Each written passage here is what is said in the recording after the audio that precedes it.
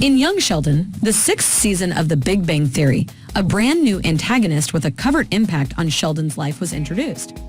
Because the CBS show is a family comedy, there needs to be a clear adversary. Instead, the travels of Sheldon and his family are frequently the focus of its episodic plot. However, Mary's altered demeanor and withdrawal from the congregation demonstrated that the church had been the Coopers' primary adversary after Pastor Jeff fired her.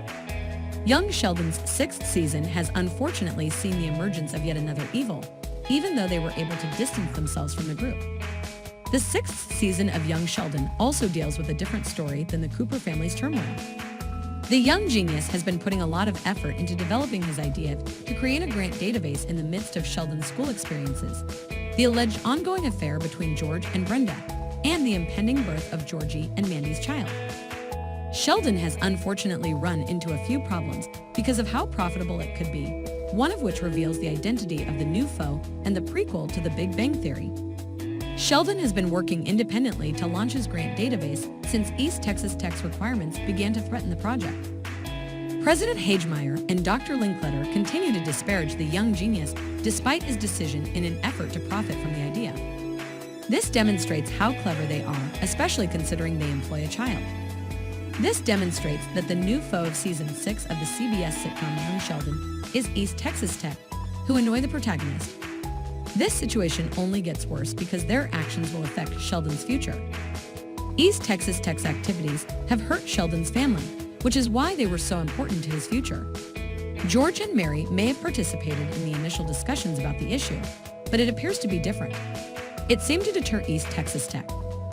In fact, if he hadn't found a sponsor, the school could have forced Sheldon to follow their wishes at this point. The Coopers might be able to return to East Texas Tech and demand that they stop assaulting their child because they had grown so brave in their attempts to undermine Sheldon and Dr. Sturgis. Due to his time at East Texas Tech, Sheldon may have yet to discuss his undergraduate years on The Big Bang Theory. However, this may also suggest why he acted so rarely and suspiciously throughout the nerd-focused show. Dr. Linkletter and President Hagemeyer are in charge of keeping an eye on him and offering guidance as he pursues his education.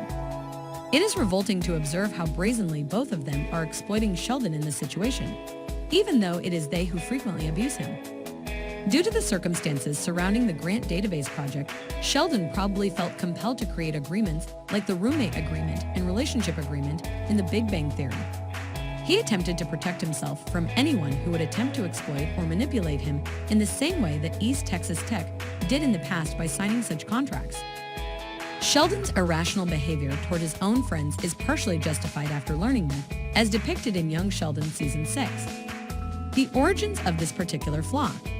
Even though Young Sheldon is leaving TBBT, the nerd-centric sitcom has made a few important disclosures that may shed light on the future of Sheldon's grant database project. These include the fact that despite their strained relationship, he continues to work at East Texas Tech. Sheldon currently has an undergraduate degree that he obtained when he was 14 years old. As a result, it is unlikely that he will currently transfer to a different educational establishment.